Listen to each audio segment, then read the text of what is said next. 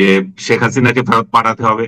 আমি আনফরচুনেটলি সেটা হয়তো হাইলাইট হয় নাই, আমি এটা একটু সমালোচনা করে আমার ফেসবুকও লিখেছি। এর মধ্যে আমাকে সরকারের তরফ থেকেও একজন, তাদের তরফ থেকে একজনে বললো যে আমরা এত কষ্ট করছি, আপনি বলছেন যে বার্তা ব্যর্থ হয়েছে আমাদের।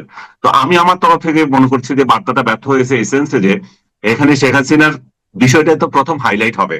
আমাদের ইউনূস সাহেব বলতে ব্যর্থ হয়েছেন তা না, মানে আমাদের স্ট্র্যাটেজিক পয়েন্ট থেকে আমাদের যে তথ্য, যারা এখানে আমলা যারা আছে তারা যে এই বৈঠকটাকে কিভাবে বিশ্ব দরবারে প্লেস করবে, বাংলাদেশিদের কাছে করবে, সেই জায়গায় এই ব্যর্থতার বিষয়টা আমি তুলে ধরেছি। ব্যর্থতা এসেন্সে যে আমাদের প্রথম কথা হচ্ছে যে শেখ হাসিনাকে ফেরত পাঠানোর জন্য বাংলাদেশ বলেছে দীর্ঘ 8 মাস পর, এবং ভারত শেষ পর্যন্ত বৈঠকে বসেছে। এটা হচ্ছে প্রথম বার্তা, কিন্তু এই বার্তাটা ঠিক মতো যায়নি।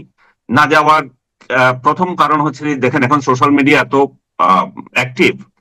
সোশ্যাল মিডিয়া অ্যাক্টিভ মানে হচ্ছে যে আপনি কি করেছেন সঙ্গে সঙ্গে জানিয়ে দিচ্ছেন সরকার। আমাদের ডক্টর ইউনূসেরও সোশ্যাল মিডিয়া আছে, তার হ্যান্ডেলে এটা এসেছে, এবং নরেন্দ্র মোদীর সোশ্যাল মিডিয়া হ্যান্ডেলেও এসেছে। সে বাংলাতে এবং ইংরেজিতে ডক্টর ইউনূসকে ট্যাগ করে তার বার্তা দিয়েছে। আমাদের তরফ থেকেও সেটা দেওয়া হয়েছে, কিন্তু আমরা দিয়েছি জাস্ট বৈঠক হয়েছে বিমস্টেকের সাইডলাইনে একটা ছবি দিয়ে দিয়েছি, আমাদের কোনো বার্তা নাই এখানে। কিন্তু তার জায়গায় বার্তা আছে, তার জায়গায় এখানে সংখ্যালঘু নির্যাতনের কথা আছে, এখানে শান্তি শৃঙ্খলার কথা আছে, এখানে বহুমাত্রিক, যেভাবে আমরা বলি ইনক্লুসিভ ইলেকশনের কথা যে বলছি, রাজনীতির কথা বলছি, সেই বার্তা আছে। সবগুলো কিন্তু তার এই টুইটারের কত শব্দের যে 160 শব্দ বা এর মধ্যে কিন্তু সে দিয়ে দিয়েছে। কিন্তু আমরা কিন্তু এটা দিতে পারি না, আমরা এটার জন্য অপেক্ষা করতেছি। প্রেস রিলিজ যাবে, একটা বিরাট বার্তা আসবে পররাষ্ট্র মন্ত্রণালয় থেকে, এটা থেকে। মানুষের এত টাইম আছে এই জমানায় এগুলো দেখার জন্য, কিন্তু ওইটা নিয়েই তো হয়। এবং ওইটা ওইটা যদি থাকতো, প্রথম ট্যাগলাইনটা যদি এটা থাকতো যে ডক্টর ইউনূস নরেন্দ্র মোদীর সাথে বৈঠক করেছেন এবং হাসিনাকে ফেরত পাঠাতে বলেছেন, দ্যাটস মেসেজ। আর তো ভালো ইয়ে নাই। আবার আমি আরেকটা জিনিস সমালোচনা করেছি, এই যে আপনার যে ছবিটা দিল, এই ছবিটা মানে কেন এত গুরুত্বপূর্ণ?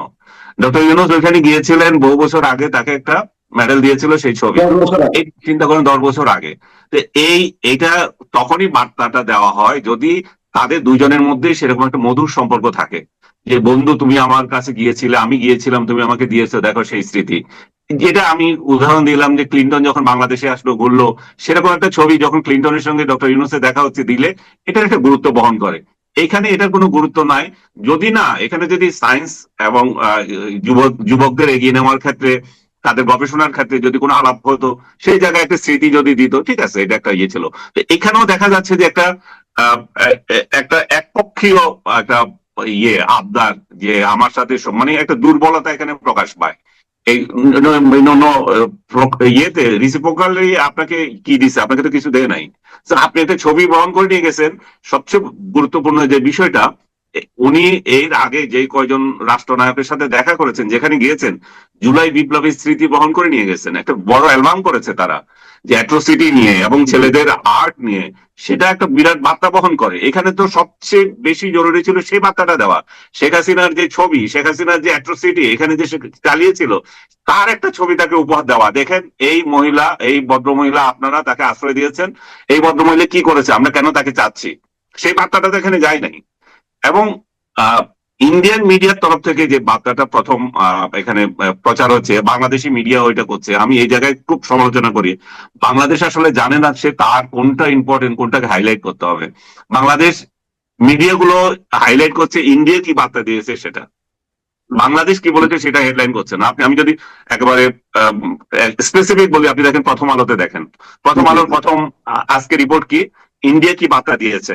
ইন্ডিয়া বার্তা দিয়েছে যে এই যে রাজনৈতিক বাকওয়াজ যেগুলো হয় আর কি, যে রাজনৈতিক জনপ্রিয়তার জন্য যে সমস্ত আওয়াজ তোলা হয়, রাজনৈতিক নেতারা যে সমস্ত বক্তৃতা দেন, এইগুলো যাতে কম করা হয়।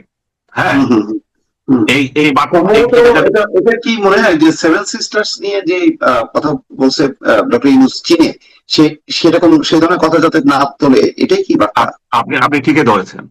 কারণ ভারতও জানে যে এগুলো হচ্ছে এক ধরনের বাকওয়াজ বক্তৃতা, জনগণকে খুশি করার জন্য। তো তারা সেটাই বলেছে যে এই মুহূর্তে এই সমস্ত বাকওয়াজ বক্তৃতার দরকার নাই। আমাদের দরকার সম্পর্ক, আমাদের দরকার শান্তিপূর্ণ অবস্থান, আমাদের দরকার সীমান্তের নিরাপত্তা। আমরা চাই বাংলাদেশ শান্তিপূর্ণ একটা দেশ থাকুক, বাংলাদেশে বহুমাত্রিক রাজনীতিক থাকুক। ওরা যেটা প্রকাশ্যে বলে নাই সেটা হচ্ছে আওয়ামী লীগ সহ সব রাজনৈতিক দল যাতে সামনে ইলেকশনে থাকতে পারে, রাজনীতি করতে পারে। এটাই, এই গত 15 বছরে তো তারা এই কথাটা যদি বলতো তাহলে তো অন্তত তাহলে আজকে ওই শেখ হাসিনাকে তাদের কাছে আশ্রয় দেওয়ার মতো পরিস্থিতি হইতো না, গত 15 তাই না? বছরে তারা কেন বলবে? গত 15 বছরে তারা এত আরামী ছিল, তাদের যা চাইছে তা দিছে। শেখ হাসিনা বাংলাদেশকে তো তাদের আরেকটা রাজ্য করে রেখেছিল, তাই না? শেখ হাসিনার লোকজন এটা শুনলে খুব রাগারাগি করে এবং আমাকে বলে যে কিভাবে নতজানু ছিল দেখান, কিভাবে নতজানু ছিল, কিভাবে আর কত প্রমাণ দিতে হবে। পররাষ্ট্রমন্ত্রী নিজে বলতেছে যে আমাদের সম্পর্ক স্বামী স্ত্রীর। হ্যাঁ, হম হম হম তারপরে এই একটা ভুয়া নির্বাচন হচ্ছে, সেই নির্বাচনে এসে তাদের পররাষ্ট্র সচিব এসে আমাদের রাজনৈতিক দলের বিরোধী দলীয় একজন নেতা এরশাদকে রাজি করাচ্ছে যে ইলেকশনে যেতে হবে। এরশাদ বাধ্য হচ্ছে, এরশাদ পালিয়ে থাকছে। আমাদের রাজনীতিতে কিভাবে কে দাঁড়াবে না দাঁড়াবে সেগুলো তারা ঠিক করে দিচ্ছে। আমাদের মন্ত্রীগুলা এক একটা তলে তলে আমাদের ঠিক হয়ে গেছে। সেই ওবায়দুল কাদের সে বাণী আপনি নিশ্চয় মনে আছে আপনার। আর কি আমাদের এখানে কে কোন কোন আসনে প্রার্থী হবে, কে মন্ত্রী হবে, সেগুলো পর্যন্ত ভারত ঠিক করে দিত। এবং আমাদের প্রার্থীরা, আপনি এই 24-এর ইলেকশনও দেখেছেন, একজনে হুমকি দিয়েছে মান্নান কুষ্টিয়ার যে আমি কার প্রার্থী জানো, আমি নরেন্দ্র মোদীর, আমি ভারতের প্রার্থী। তো বুঝতে পারেন যে কতটা একটা দেউলিয়াপনা কতটা হলে একটা দেশ আরেকটা দেশের করদ রাজ্যের মতো আচরণ করে। তো ভারত যখন এগুলো সব পায়, ভারত এত সুবিধা পেয়েছে। আজকে ত্রিপুরা অনেক কথা বলছে, ত্রিপুরাতে যে একটা বিদ্যুৎ কেন্দ্র হলো, সেটা কিন্তু বাংলাদেশের একটা তিতাস নদীকে বাঁধ দিয়ে তারপরে যন্ত্রপাতি পাঠিয়েছিল বাংলাদেশ। কতটা উদারতা দেখাচ্ছে, একটা নদীকে বাঁধ দিয়ে শুকনা করে তারপরে তার যন্ত্রপাতি পাঠিয়েছে। তো এগুলো আবার আমাদেরকে যখন খোঁটা দেয়, এই করেছে সেই করেছে, তখন আমাদেরও তো গায়ে লাগে। শেখ হাসিনা যেটা করেছেন রাজনৈতিকগত ভাবে এটা ভুল করেছে, কিন্তু সম্পর্ক উন্নয়নের ক্ষেত্রে আমি অবশ্যই বলবো যে তার আমলে যে সম্পর্কের যে মাত্রা ছিল, যে সৌহার্দ্যপূর্ণ সম্পর্ক ছিল, সেটা আমরা ফেরত চাই, সেটা দরকার আমাদের। কিন্তু সৌহার্দ্যপূর্ণ সম্পর্ক করতে গিয়ে আমাদের নতজানু থাকার দরকার নাই। বন্ধুত্ব মানে ইকুয়াল রাইটস থাকতে হবে, বন্ধুত্বে নতজানু তো নাই। ভারত আমাদের স্বাধীনতা যুদ্ধে অবদান রেখেছে, ভারত আমাদের নিকটতম বেশি, তাদের কাছে কারণে অকারণে আমাদের অনেক চাহিদা আছে, তাদেরও চাহিদা আছে। সো আমরা দুই পক্ষ যাতে এখানে ভালোভাবে থাকতে পারি, সেটা আমাদের দরকার। এবং শেখ হাসিনা যে পলিসি এখানে রেখে গেছে, সেই পলিসি হয়তো আমরা মেনটেন করবো না, কিন্তু বন্ধুত্বের রিলেশন তো আমরা বাদ দিতে পারি না। ডক্টর ইউনূস অবশ্যই সেই পথে আগাতে হবে। বন্ধুত্বের রিলেশন বাদ দিয়ে ফাঁকা আওয়াজ করা এবং ফালতু লোকদের কথা যে সমস্ত কথাবার্তা বলে ওই ফালতু লোক, রাস্তার লোকজন, যে ভারত বিরোধী, ভারতের সাথে ইয়ে করা, ফাঙ্গাল অর্ডার, এই সমস্ত ফাউল যে সমস্ত কি বলবো এগুলা, দেশে বিদেশে বসে বসে বাণী দেয়, এদের এদের বাণী যদি আবার রাষ্ট্রীয় বাণী এক হয়ে যায়, তাহলে তো সর্বনাশ। তাহলে তো আমাদের আমাদের আমাদের দুই প্রতিবেশী একসাথে আমরা থাকতে পারবো না। আমাদের তো কারো ইচ্ছে নাই যে একজন আরেকজনের সাথে লড়ার জন্য। ডক্টর ইনু যে বাণীটা দিয়েছে, নিঃসন্দেহে সেটা কূটনৈতিক দৃষ্টিকোণ থেকে ভালো বাণী ছিল না। যেটা নিয়ে এত আপনি যেটা উদাহরণ দিলেন, যে চীনে গিয়ে উনি যেটা বললেন, সেভেন সিস্টার নিয়ে যেটা বলেছিলেন যে আমাদের ওরা ল্যান্ডলক, ওরা আমাদের বাংলাদেশ হচ্ছে যে এখানে সুবিধা অবস্থানে আছে, বাংলাদেশকে ব্যবহার করতে হবে নদী সমুদ্রে যেতে হলে। এটা নীতিগতভাবে এটা কমপ্লিটলি ঠিক আছে কথাবার্তা, মানে আক্ষরিক অর্থে। কিন্তু কূটনৈতিক অর্থে তো আমরা সেটা বলার দরকার নাই। তাহলে আমরা এটা বলার প্রেক্ষিতে তারা কি মনে করলো? তারা মনে করলো যে ওই যে চিকেন নেক নিয়ে আমরা কথা বলছি, তাহলে আমাদের ওই নেক নিয়ে আমাদের সতর্ক থাকতে হবে। ওইখানে বাংলাদেশে চায়নার প্রভাব বিস্তার হচ্ছে।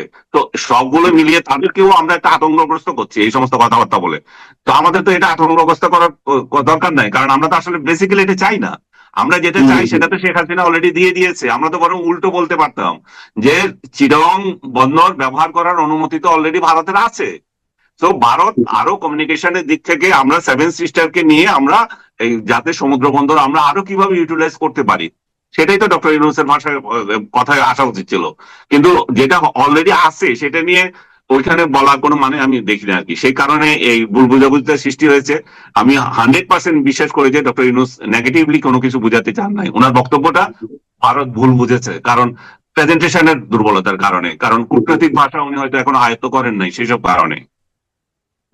তারপর সব মিলে মানে বলা যায় যে মানে আমরা আসলে মানে আমাদের প্রায়োরিটি দিকটা আমরা এই বৈঠকে আসলে তুলে ধরতে পারলাম না, মানে সেই প্রচারটা সরকারের পক্ষ থেকে সেটা হলো না। আমরা আমাদের বক্তব্যটা অবশ্যই তুলে ধরেছি, তাদের কাছে আমাদের বার্তা ঠিকই গিয়েছে।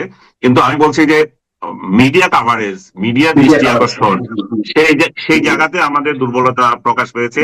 এবং সেই দুর্বলতা আমাদের শেখ হাসিনার আমলেও ছিল, খালেদা জিয়ার আমলেও ছিল। কারণ আমাদের এই সমস্ত স্ট্র্যাটেজিক জায়গায় যারা বসে আছে আমলাগুলা, ওদের ওই সমস্ত জ্ঞান নাই কিভাবে করতে হবে। ওরা ভারতের সাথে পাঙ্গা লড়তে চায়, কিন্তু ভারত কিভাবে এই সমস্ত স্ট্র্যাটেজি গুলো শিখে কৌশলে তার বার্তাটা কিভাবে মিডিয়ায় প্রচার করতে হয়, কিভাবে মিডিয়ায় দিয়ে প্রেশার তৈরি করতে হয়, এগুলো তারা শিখে গেছে। এগুলা তাদের এখান থেকে ভারতীয়দের থেকে তাদের পাঠ নেওয়া দরকার। রাইট, অনেক ধন্যবাদ।